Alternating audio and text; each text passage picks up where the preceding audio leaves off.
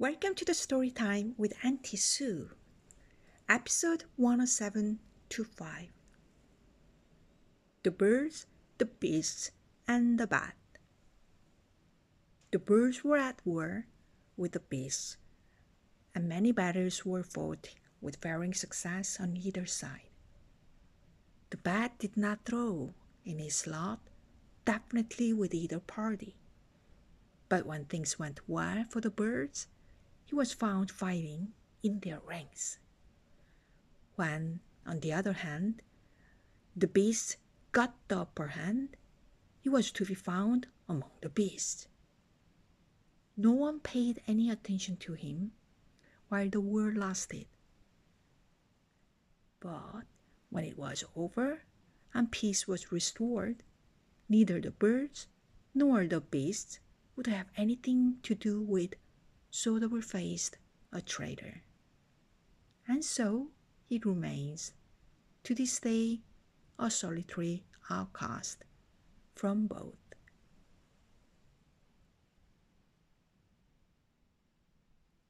Now, let's talk about questions. Question number 1. Who is the double-faced traitor in this story? Write your answer in your reflection diary. Number 2. Why do you think so? Pause the video and write your answer. Number 3. What does it mean by a solitary outcast? Can you name any other animal who is showing this behavior?